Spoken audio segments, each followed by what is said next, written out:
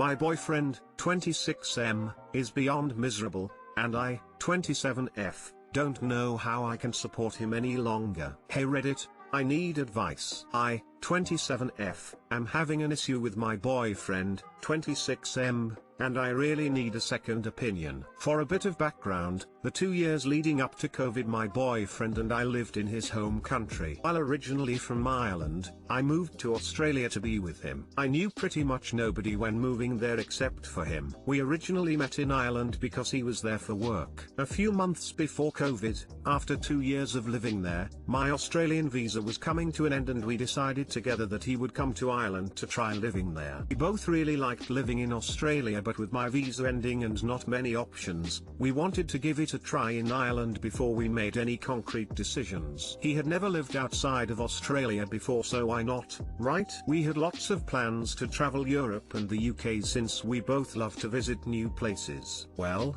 we had a few fun months of travel and exploration before COVID hit. Obviously no one could expect what was to come. All of our plans were halted as the pandemic swept the world and we were pretty much stuck in my city. It wasn't ideal, but we had each other. We hadn't really had much time to make new friends or connections before the pandemic hit, and I have some buddies from my old days living here. Besides, he's pretty shy and reserved and it's hard for him to open up to others. He has one friend here, but that's it. So with COVID and all, we've done what we can to enjoy ourselves, but the past year hasn't turned out like we planned. Well, fast forward to now, he is miserable. He's been miserable this whole time, really. Miserable at his job, miserable at this whole situation. Pretty much every day he comes home in a sour mood and talks about how bad it is, how little he gets paid, how stupid his boss is, etc. He talks about how he has no money and everything just sucks. He's right,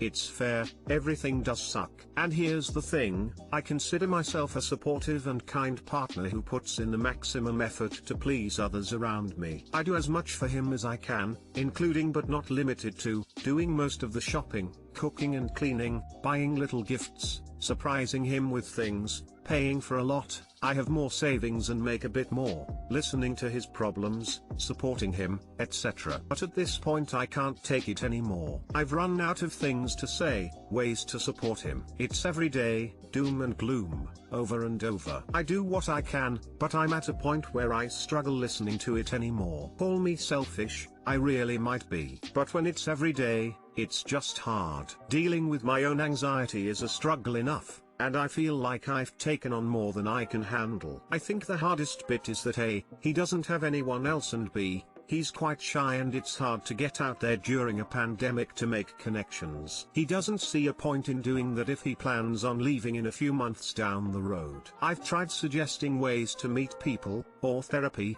but he has no interest or not enough money. I get this, because when I was first living in Australia I had no one and was super depressed for about a year. He put up with my horrible moods and constant complaining. We did have some fights, but I managed to wind up loving it after a year and things really improved. I know it was hard for him to support me while I was such a wet blanket, but he did, and I ended up making a home for myself and making a really solid friend group. He hasn't really been able to do that, so he relies heavily on me. I sometimes find myself feeling irrationally angry that he's been living here for over a year now and still doesn't have a proper Irish friend. I know it's not totally his fault, but he was sort of duped out of an experience due to uncontrollable factors, and it's just upsetting. He's not able to get back to Australia right now due to their strict quarantine and flight requirements, and we just don't have the money to gamble on it. We're planning to move back there in the fall, and his visa ends then anyways, so he's going to have to leave. So now it's just waiting it all out. I just don't know what to do in the meantime. He got mad at me today because I told him he has to keep pushing through, but honestly I've just run out of patience. I know life is easier for me here because I do have some friends and I actually really enjoy my job,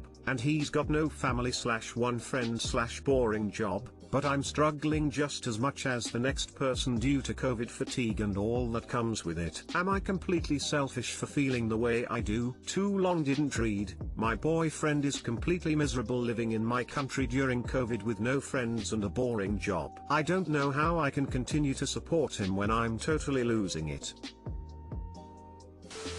Maybe you could say something like, I want to work on having a more positive attitude for myself. So let's restrict venting about work and other ongoing problems to a 20-minute download when you get home, and then let's talk about good things. Question: would you guys have enough money to get through bills etc. if he quit his job? In your situation, I would have sat down with my partner and laid out the cards straight.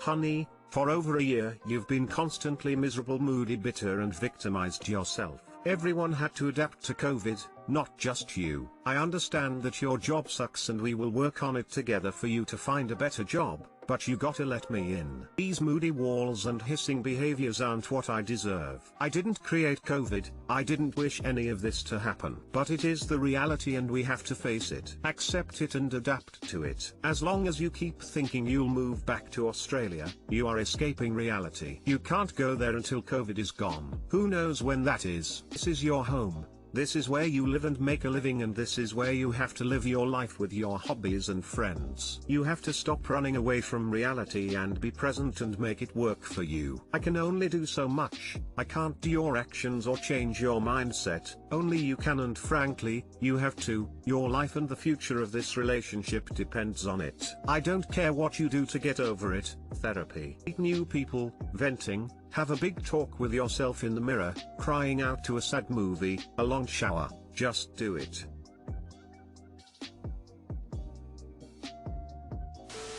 Hi, I would just like to say you seem very aware and considerate of what your partner is going through. So if you don't think you're doing okay, you are doing more than okay. No, you are not selfish for having your own feelings about his behavior. However, transitions are hard for anyone. Sometimes it doesn't help to say everything will get better or push through. Because mental health can decline and cause a lack of motivation, low self-esteem, etc. Best advice I have to give is to be open in your communication. Let him air out his feelings while you air out your own, and maybe there can be some type of understanding between the both of you. You were in his shoes at one point and mustered through it. Given the circumstances, he has to do the same realistically. With COVID and many unfortunate restrictions, life won't be heading back to normal anytime soon, and not adapting will make it all the more miserable. Be honest, speak your truth, but be open to hearing his side of things as well. Think you both have some valid feelings about this situation that a little understanding could really help shift the perspective.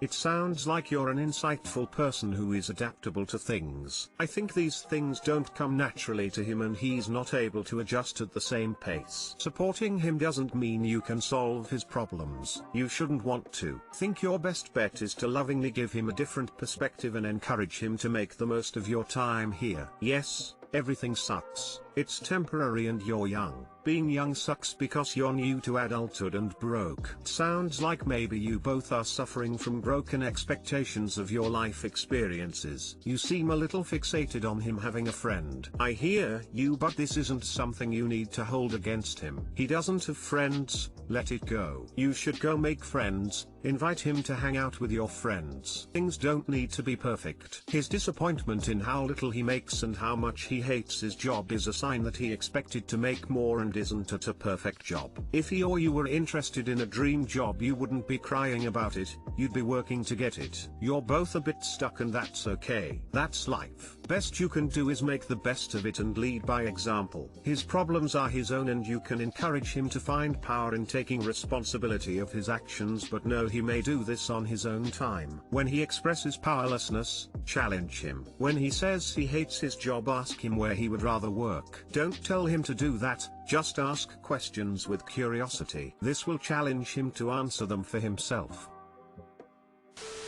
I'm a bit biased in this situation because I've been stuck abroad for 6 miserable years. My first instinct is to tell him to go home. Social connections are very important, and with all the migration/political crises going on in the world, it is getting harder to make connections with people abroad. People are more disconnected than ever and social networks are fueling the division. I don't see his mood improving, and it may also be the weather. I came from Texas. Sun fueled my mood. You can imagine the clinical depression that resulted after my move to Sweden. Life is short. Ask him what will make him happy, not what will make both of you happy. Ask him where things went wrong and where he sees his future. Either you love him enough to help him break the depression, or it's time you move on. And, little things won't fix it. He's in no mindset to be pursuing friends. Change of job probably won't help either. It depends. We're all individuals.